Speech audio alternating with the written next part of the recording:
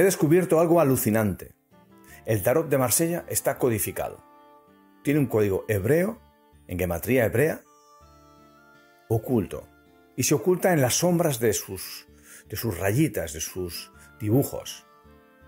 Además, tiene un montón de imágenes ocultas. Cientos de imágenes ocultas. Y digo cientos porque no son una sola baraja. Son 5 barajas que tienen código.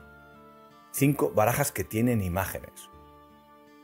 Es un código cabalístico, ¿vale? Y que ya sabéis que la Kabbalah lo que estudia es la Torá. La Torá es la Biblia.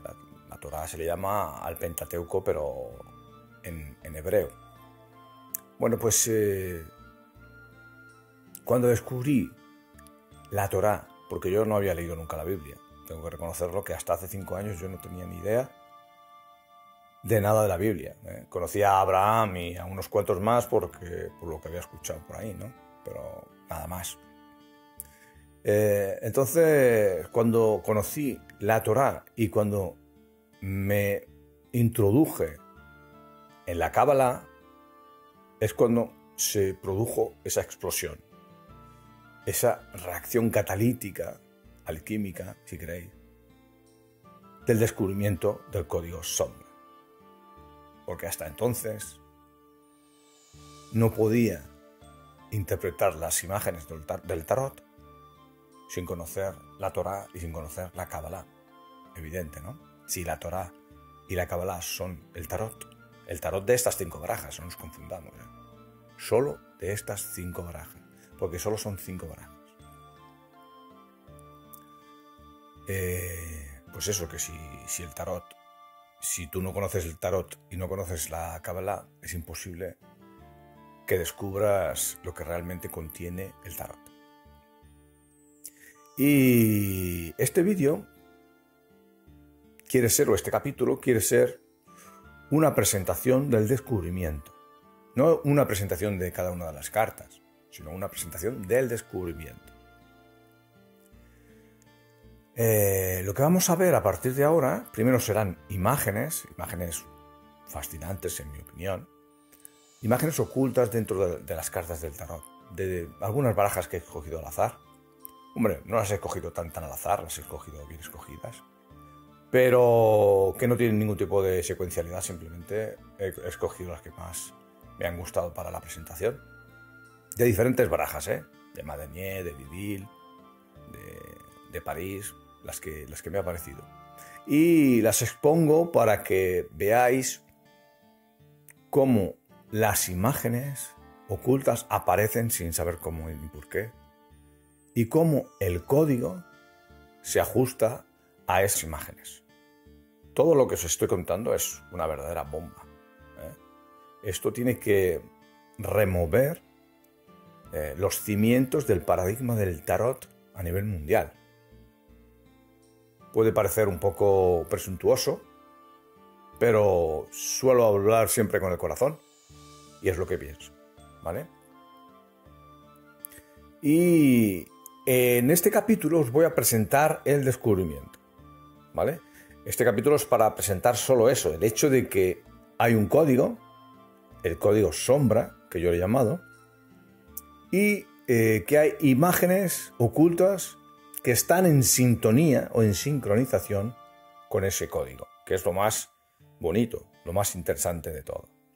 El código es un código gemátrico, es un código de la Kabbalah, un código de la numerología hebrea, lo que se llama la gematría. A partir de números se consiguen letras y a partir de letras se juntan, se forman palabras y todas las palabras forman una temática, un tema. Y de esta manera descubrimos que unas cartas pues hablan de personajes famosos de Francia o de Asia o hablan de la Biblia o hablan de situaciones de la Biblia interesantes. Cada carta explica una cosa diferente y cada autor tiene un estilo diferente para presentar todas esas imágenes y todos esos códigos. Pero bueno, yo creo que es un momento de presentarse porque nadie me conoce, Soy una persona que no es pública, Entonces, como este es el primer vídeo que hago en YouTube, pues tengo que decir quién soy. Mi nombre es Andrés Portillo. Soy ingeniero de profesión. Me licencié en la Universidad Politécnica de Cataluña, ¿vale? Hace ya muchos años. No voy a decir cuántos. Y también soy informático de vocación. O sea, de vocación quiere decir que cuando necesito hacer un programa de apoyo para algo que tengo que trabajar, pues soy capaz de hacerlo. Puedo meterme a aprender un sistema de programación, un lenguaje de programación, el que sea, y crear un programa en mi beneficio, ¿no? Eso soy capaz de hacerlo. Eso es lo que he hecho, de hecho, para conseguir sacar palabras a través de los códigos, como en esta situación, ¿no? Que en la situación del código sombra. También soy astrólogo aficionado, ¿no? De estos que hacen cartas astrales, investigan las posiciones de los planetas con los programas que hay informáticos tan chulos que hay por ahí, hay un montón. Y bueno, tengo mis conocimientos de astrología. No soy un astrólogo profesional, ni muchísimo menos, pero bueno, hace ya pues un montón de años, no voy a decir cuántos, que me dedico a hacer cartas y de forma amateur, pues las investigo, ¿no? Y miro a ver qué dicen los cielos sobre las personas, ¿no? Es algo muy, muy interesante. También soy investigador. Creo que esto es lo más importante de todo lo que soy. Soy investigador porque cualquier cosa me motiva para investigar. En este caso, estoy con el tarot, pero podría estar con cualquier otra cosa, ¿vale? Solo que esto del tarot, pues, ha llegado muchísimo más lejos de lo que yo me podía imaginar, ¿vale? Desde que era pequeño me imaginaba dentro de una casita de madera, investigando, me veía yo a mí mismo haciendo mis tareas de investigación sin que nadie me molestara dentro de una casita de madera en medio del campo o de la montaña, totalmente aislado. Y curiosamente, si os fijáis en el background, en la parte de atrás de todo lo que tengo yo, aquí en imagen, pues es de madera. ¿Por qué? Porque estoy en una casita de madera realmente, parece magia, pero es así. Estoy en una casita de madera en medio del campo, haciendo mis investigaciones, ¿vale? Y bueno, yo creo que ya que nos conocemos, pues podemos seguir un poquito con el tema del vídeo, que el tema del vídeo es la presentación de las imágenes y del código a través de la Cábala y de la Torá. La Torá no es el principal foco de las 5 barajas, pero sí de 3 de ellas, ¿no? Las 2 primeras la mencionan muy de soslayo, pero las otras 3 básicamente se centran en la Torá. Así que vamos a empezar primero con una imagen muy interesante, porque, bueno, son todas interesantes, en el tarot no hay carta que no sea interesante. Es la carta del mundo, de la baraja de Dodal. Luego más tarde diré cuáles son esas 5 barajas tan famosas que contienen código y contienen imagen. Vamos a empezar con la carta del mundo, que es la última, la número 21, de Dodal. ¿Y qué podemos ver aquí? Aquí podemos ver algo parecido a lo que mucha gente dice, y la tradición de hecho lo comenta así, que es la visión de Ezequiel. Realmente la carta no representa la visión de Ezequiel, sí que representa la Merkabá, pero es la Merkabá de Elías, porque este personaje del centro es Elías. Y he puesto esta carta de ejemplo porque paso a paso vamos a ir viendo la transformación de ese pequeño buey o toro que hay en la parte izquierda inferior, en ese cuadrito negro, en ese recuadro negro. Ahí está la imagen oculta, solo que ahora es imposible de ver porque no está al derecho, está invertida. Para poder verla tienes que invertir la carta.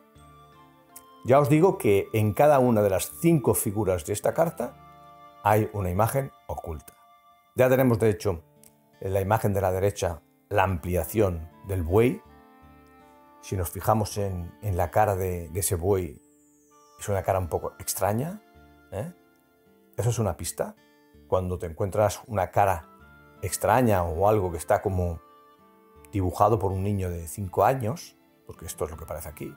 Eso parece que si quieres dibujar un buey, no sé, cualquiera sería capaz de retocar un poquito el hocico y ponerlo un poquito en condiciones para que parezca un buey. Sabemos que es un buey porque no por este dibujo, sino porque todas las otras barajas ponen un toro y en la visión de Ezequiel pues hay un toro. Así que sabemos que este es un toro o un buey, lo que sea.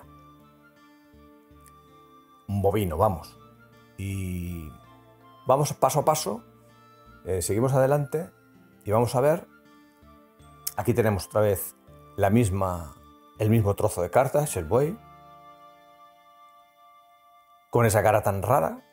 Lo que decía antes es que es una pista el hecho de que sea tan rara porque seguramente el autor ha tenido problemas o dificultad para concatenar esta imagen con otra oculta justamente encima. Claro, si yo quiero hacer dos imágenes en un mismo dibujo, que una aparezca al derecho y que la otra aparezca al revés, al poner la carta al revés, eso no es sencillo. Esto es la magia de esta gente, de estos autores del tarot, que consiguen este efecto, esa doble visión, ¿no? Doble imagen. Vamos a seguir hacia adelante para intentar descubrir qué es, poco a poco. Aquí la tenemos ampliada otra vez. Todavía no vais a ver nada, hay que darle la vuelta. Ya le hemos dado la vuelta. Yo intuyo ya que hay personas que ya son capaces de ver aquí una imagen oculta. ¿La podéis ver? Os dejo ahí un poquito de tiempo. Como podéis pausar el vídeo, tampoco me voy a explayar aquí esperando. ¿Podéis ver a este personaje o no? Vale. Un poquito. Avanzamos, vamos hacia adelante. Ahora he delineado las curvas que dibujan al personaje. Incluso le he puesto 2 puntitos en los ojos. Podéis ver a ese especie de geniecillo con los pelos en plan punky. ¿Podéis verlo? ¿No? ¿O sí? Pasamos a la siguiente página. Aquí está la revelación completa del personaje. Yo he puesto de título genio, duende o elemental. Bueno, eso es lo que podría parecer a cualquier persona que de repente descubre que hay aquí una especie de duendecillo con un collar, un grillete en el cuello y que está ahogando al personaje. Realmente esto representa a un Baal. Un Baal quiere decir un dios adorado por un pagano. El más famoso dios pagano que recuerdo dentro de la propia Torá es el típico Moloch, ¿no? El del toro, ¿no? El que se encuentra Moisés cuando baja con las tablas del Sinaí y se encuentra que han fundido el oro de todo Israel para crear un toro de oro. Un ídolo, vamos.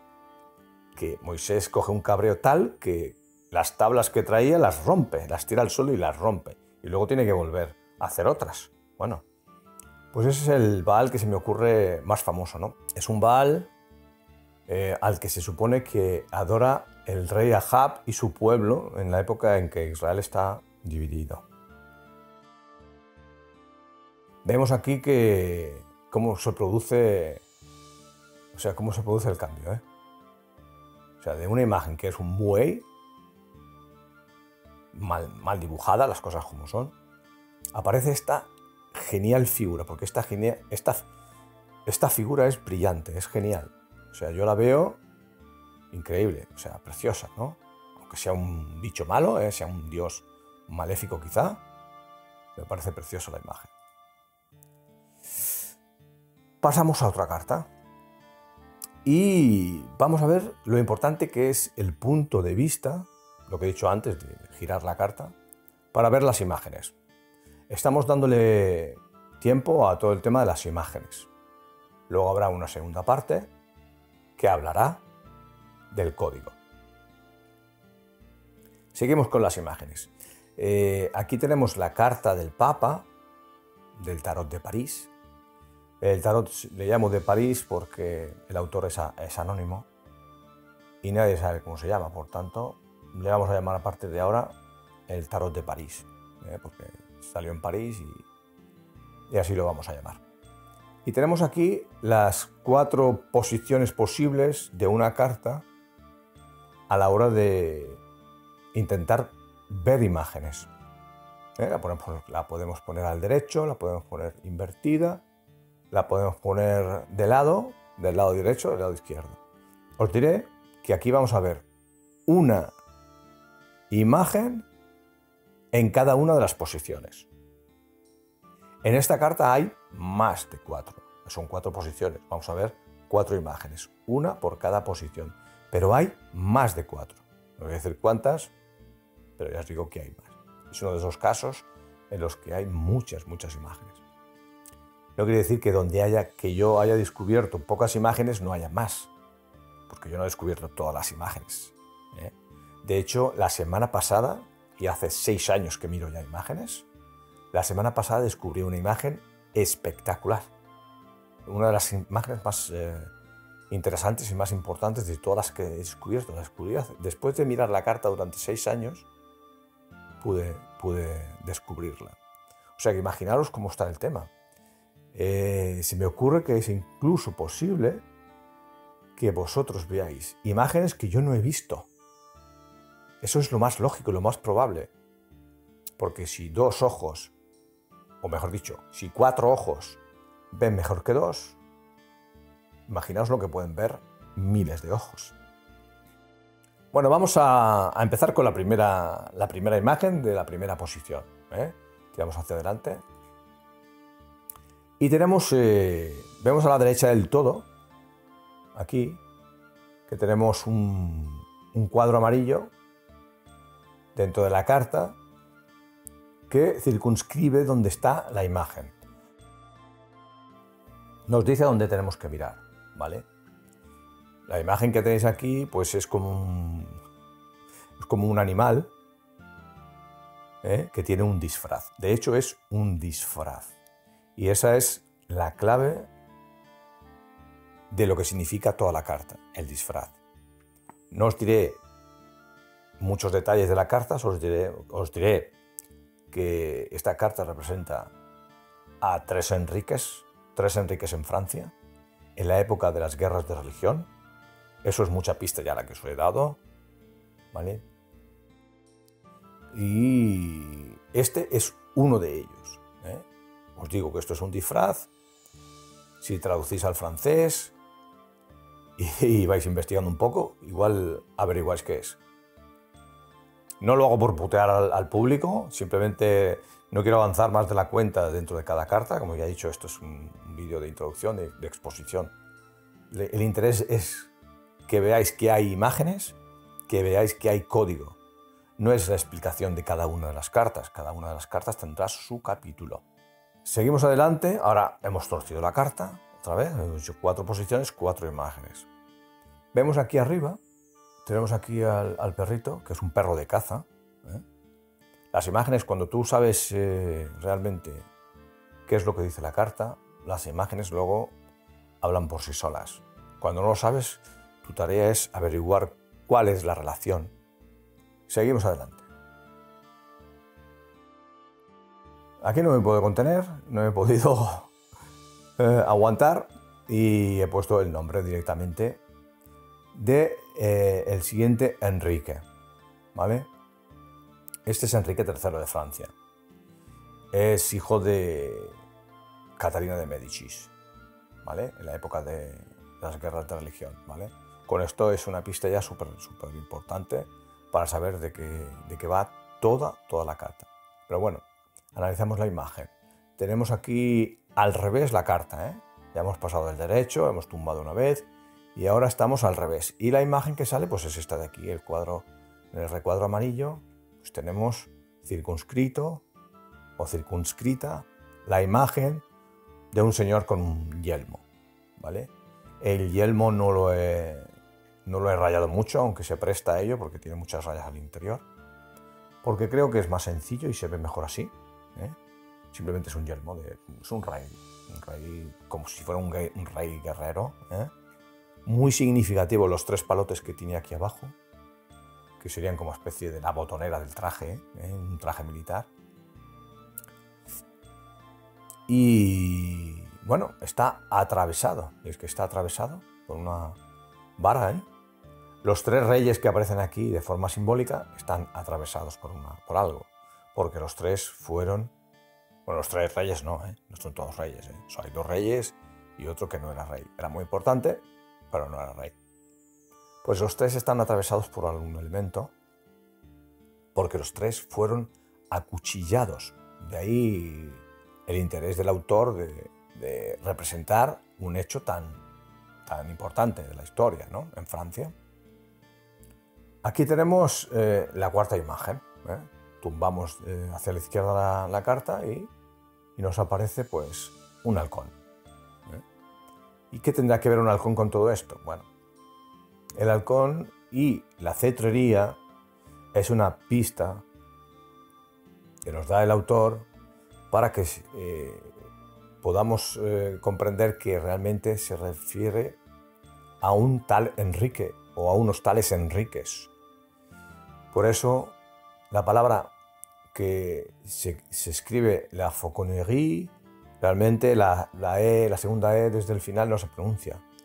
Y la pronunciación en el sistema internacional, que lo tenemos aquí puesto, es fauconnerie.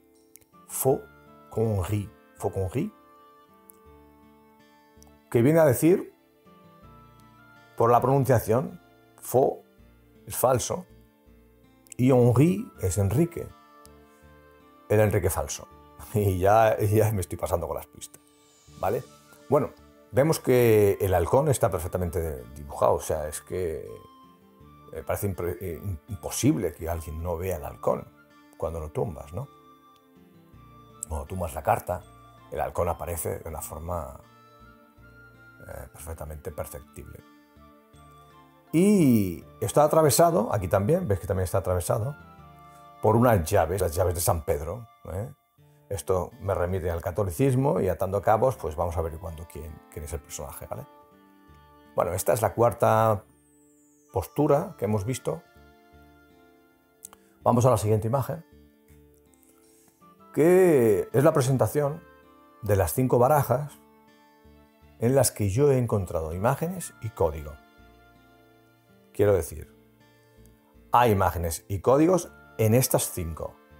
Anteriores a esta, hay una que es la de Geoffroy, en francés también, que probablemente tiene código de imagen, pero solo tiene 12 arcanos y no la he introducido aquí porque ni siquiera la he estudiado. Simplemente me he dado cuenta de que hay cosa, hay materia, hay material, pero no lo he incluido porque no puedo llegar hasta el final en la traducción de lo que los autores quieren representar.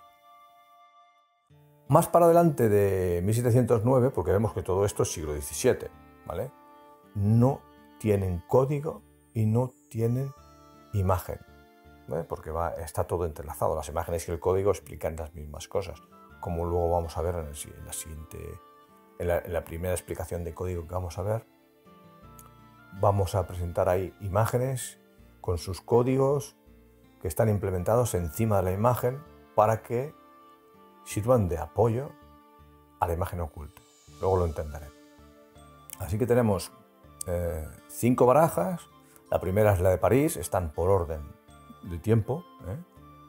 No digo que en medio no haya barajas de algún tipo, que desconozca, puede que las haya en París, bueno, en Francia. Pero si os dais cuenta, las 2 primeras, la de París y de Vieville, no se las relaciona con el tarot de Marsella, porque cuando clasificaron las cartas como tarot de Marsella, pues escogió esta esta vestimenta, estos colores, ese estilo tan especial que tiene el tarot de Marsella y que se hace patente en la carta de Noblet, en la de Dodal y en la de Madnier, en las otras tres, ¿vale? Pero sin embargo, os puedo decir que son de la misma familia. Sí que hay un break, una rotura entre las dos primeras y las tres últimas, sobre todo de significado. Pero las tres últimas beben de las fuentes de los dos maestros de París y de Vieville. ¿Vale? El código sombra. ¿Qué es el código sombra? ¿Y por qué se llama código sombra? Código sombra se lo he puesto yo el nombre. Lo he descubierto yo. Le he puesto el nombre. Porque el código, aparte de toda la numerología que tú puedas ver en una carta, si hay 5 bolas, si hay 5 rayos, si hay 3 ladrillos, si hay 4 plantas, toda esa numerología está codificada y entra dentro de lo que yo llamo código sombra. Pero el nombre de código sombra viene porque el gran grueso del código está insertado en las sombras o en esas rayitas que quieren hacer la sombra de los tarot de Marsella. O sea que todas esas rayitas haciendo sombra en los sectores, unos sectores con rayitas, todo eso es código. ¿Y qué tipo de código? Un código gemátrico hebreo. Vamos a ver código insertado como sombra dentro de nuestro duendecillo. Bueno, del Baal, que hemos descubierto que era un Baal, como un dios malvado, un dios come niños, un dios pagano. Y cogemos esta imagen, la repasamos un poquito, vemos que hay como estos pelos de punky que hay aquí, son código. ¿Ves que son 6? Bueno, pues eso es un número. Hay 6 rayas, ¿no? Pues eso es un número. Luego vemos que aquí hay más rayas. Aquí en el cuello hay 3 puntitos. Luego, oculto en el color rojo hay código. En el collar hay código, hay rayas. Y vamos a ver cómo se oculta el código. Y cómo se presenta el código. Las dos cosas. Porque aquí tenemos 2 barajas que yo he conseguido en facsímil. Yo tengo estas 2 barajas completas. Y una tiene un coloreado diferente a la otra y utiliza un papel ligeramente diferente también, ¿no? Tenemos aquí abajo, en las 2 barajas, el cuadrito negro que nos recuadra nuestro amado buey, ya es de la familia, el buey. Y esos recuadros los tenemos a la derecha de las 2 cartas. Estas 2 barajas he tenido la suerte de encontrar 2 en vez de una, porque de todas las demás tengo solo una. Pero esta tengo 2 y, por suerte, hay veces que parte del código que no puedo ver en una, sí puedo verla en la otra. Vamos a ver en la cabeza del buey, aquí a la derecha, los 2 cuadritos de más a la derecha ya tienen pintadas las rayitas en amarillo y en verde de 2 códigos. Por ejemplo, vamos a contar las rayitas. En esta imagen de aquí vemos que hay ahí en la barbilla, debajo del morro del buey, pues hay 6. 1, 2, 3, 4, 5, 6. Luego hay 1, 2, 3, 4, 5, 6 y 7 en el cuello. Vamos a comparar con su hermana de la otra baraja abajo. Aquí sigue habiendo 6. Pero aquí, en vez de haber 7 en el cuello, 1, 2, 3, 4, 5 y 6. Bueno, ¿por qué hay 6? Mi opinión, y eso es solo una opinión, es que la séptima, que está aquí, si lo podéis ver, hay una rayita que se ha borrado o se ha pintado encima o simplemente se ha querido anular. Para ocultar el código probablemente, ¿no? Pero eso es una especulación simplemente. La cosa es que en una de las barajas figura el código, pero en la otra no. Bueno, ese código aquí no lo puedo averiguar en la parte de abajo, pero en la de arriba, como están los 7, pues tengo acceso al código. Y habiendo contado eso y dándome cuenta de que en la cara del buey hay un par de rayitas también, este 2 amarillo de aquí, que están como ocultas, no se ven bien, pero están ahí. Y esto nos da un código 627. Juntando la numerología, pues tenemos 3 números, ni más ni menos. Hay 3 grupos de rayitas, fijaos qué sencillo esto. 3 grupos de rayitas, pues hay un código de 3 letras. Porque cada letra y cada número, pues son pareja. O sea, hay un mismo número, pues va a una misma letra. Y eso mismo pasa con las rayitas de color verde. Vemos que en la parte de arriba hay 7 de color verde que se ven bastante bien y se pueden contar ampliando. Si no ampliáis cuesta mucho de contar, pero hay 7.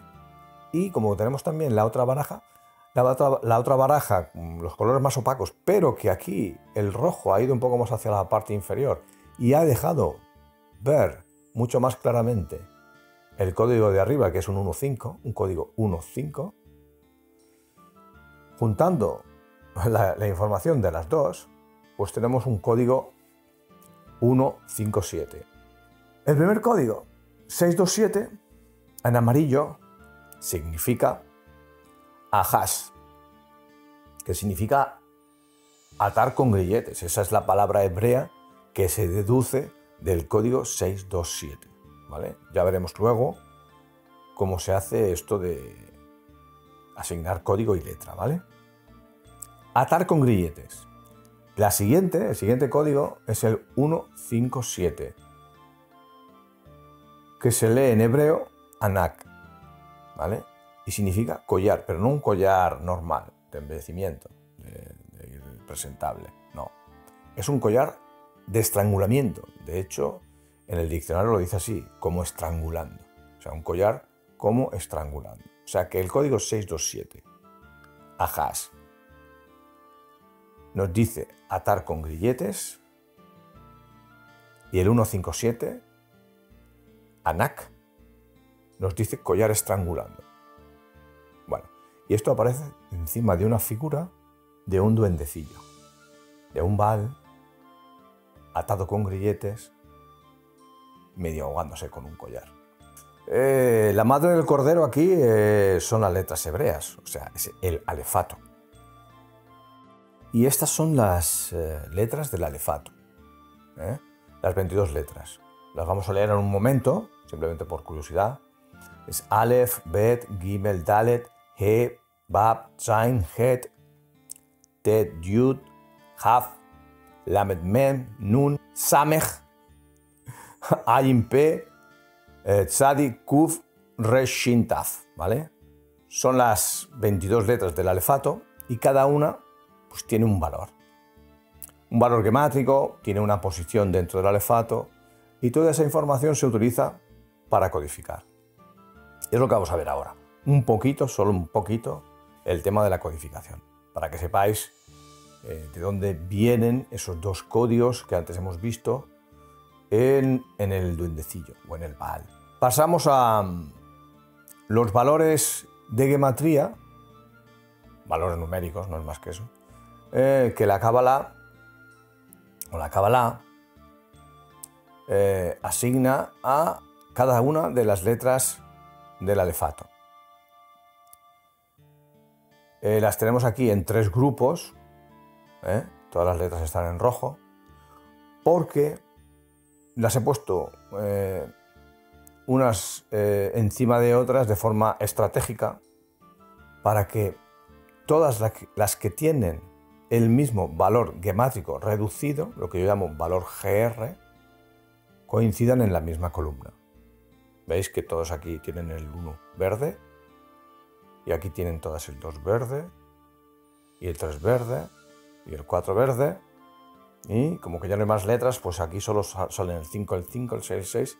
Bueno, el valor gemátrico está en columna, están en las columnas, ¿no? El valor gemátrico reducido coincide en las columnas. Esa ha sido la estrategia de colocación de esta tabla, ¿no? Vemos un poquito lo que lleva la tabla y vemos que en azul está la posición en el alefato de cada una de las letras. Igual que nosotros tenemos en nuestro alfabeto, tenemos la primera letra es la A y la última la Z, pues aquí pasa igual.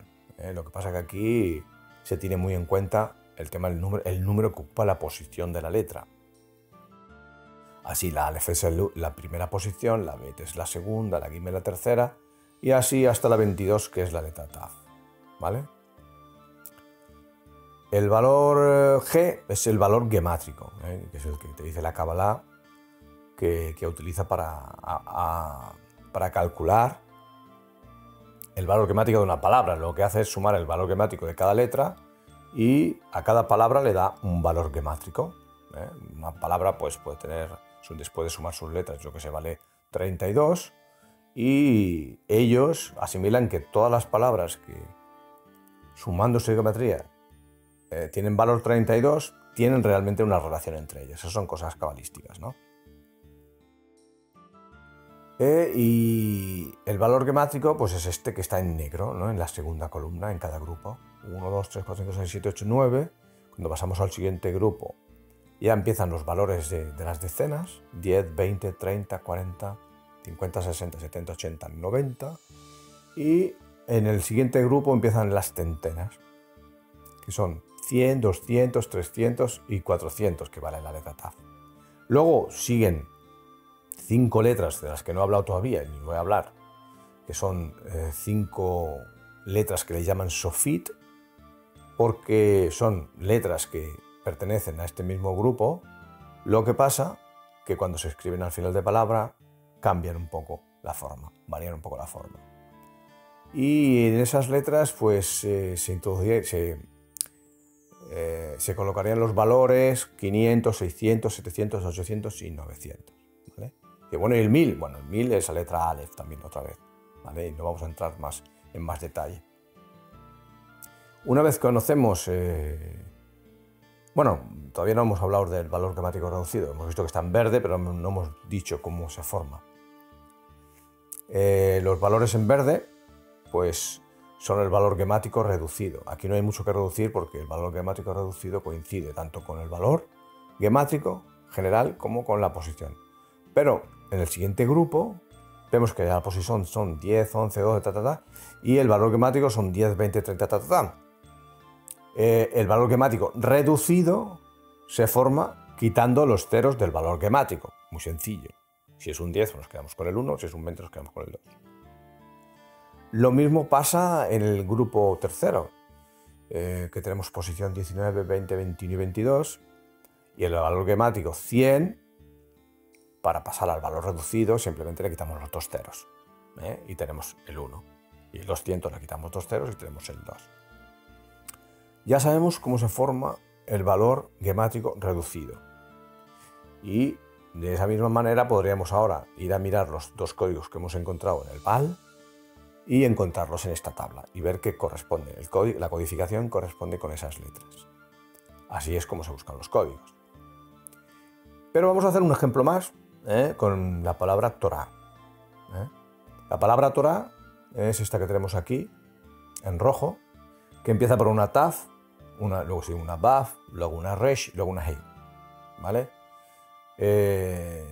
Vemos que si cogemos la Taf, que es esta, y vamos a su tabla, a la tabla, pues vemos que tiene una posición 22, tiene un valor gemático 400 y tiene un valor gemático reducido 4, que es lo mismo que hemos reproducido aquí. Aquí lo que hemos puesto son exactamente los valores que se sacan de la tabla. Así tenemos en azul el código. El código de las posiciones sería 5, 20, 6, 22.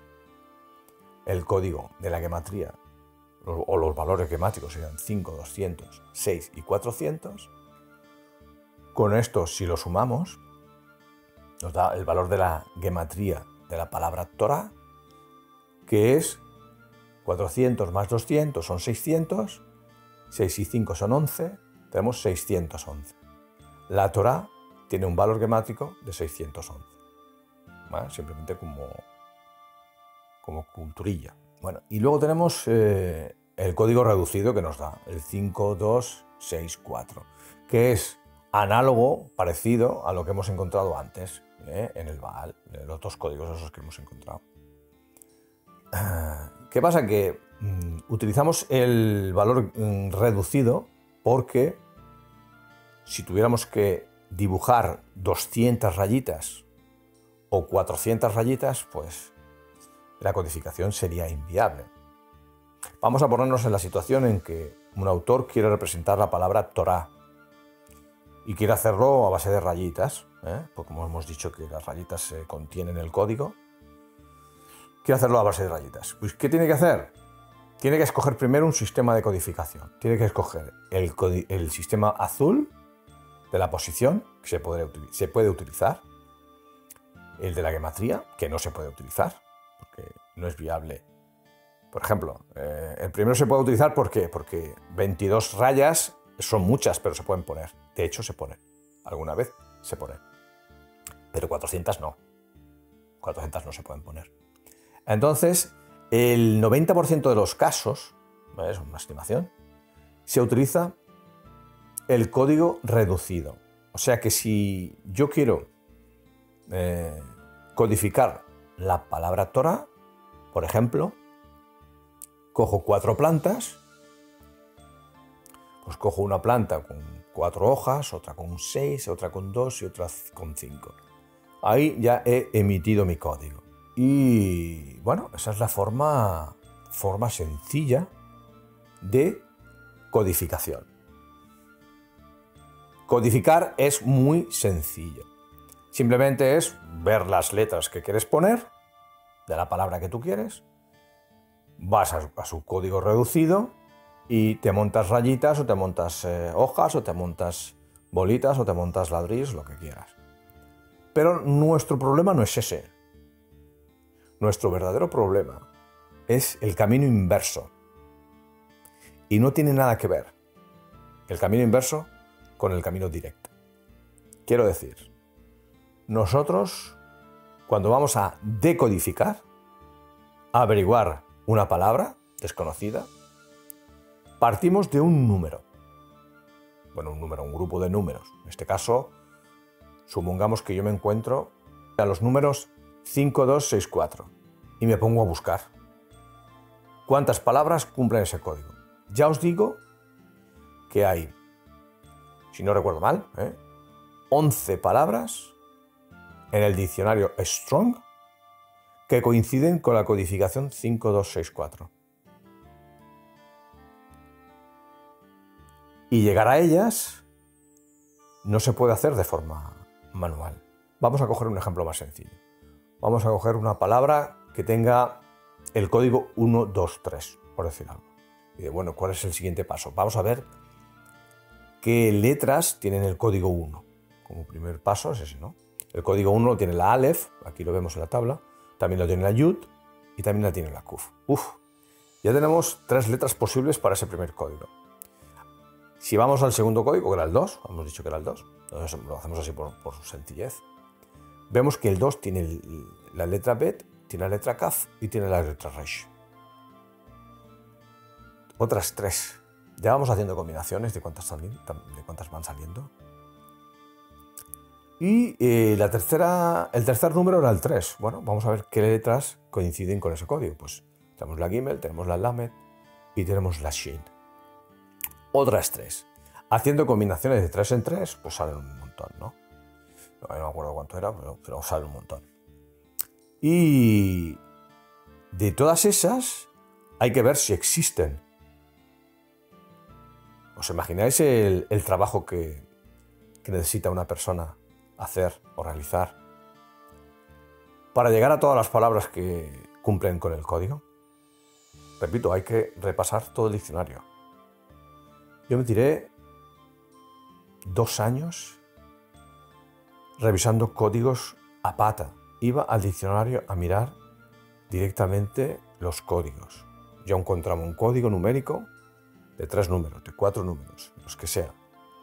Iba al diccionario a mirar código. Código y código y código. Cada palabra que coincidía con el código me la apuntaba, lógicamente. Y ahí cogía un grupo y nunca cogía todas las que había. Porque era realmente fácil equivocarse. Haciendo ese tipo de trabajo, yo qué sé, pues no sé si fui entre 6 y 10.000 veces Y cojo un margen muy amplio porque realmente creo que son más y no quiero ser exagerado, ni quiero que penséis que estoy alardeando de nada, porque no es alardear, eso es mucho tiempo perdido en mi vida, o sea que no es un alardeo. He ido de 6 a 10.000 veces al diccionario antes de tener mi programa informático. Porque sí, tengo un programa informático.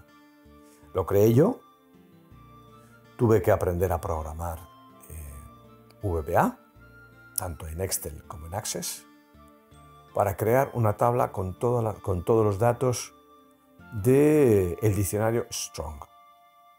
De manera que yo ahora, si tengo un código numérico, introduzco el código numérico en mi programa y me salen todas, sin falta, todas las palabras del diccionario hebreo que cumplen con ese código. ¿Vale?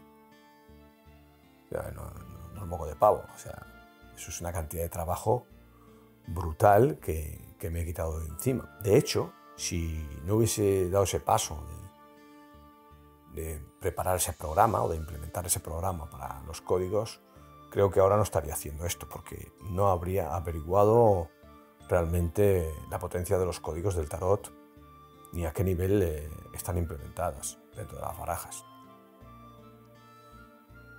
Y sin más que contar, yo creo que ya está bien, ¿eh? Quedamos para el siguiente vídeo. ¿Vale? Hasta luego.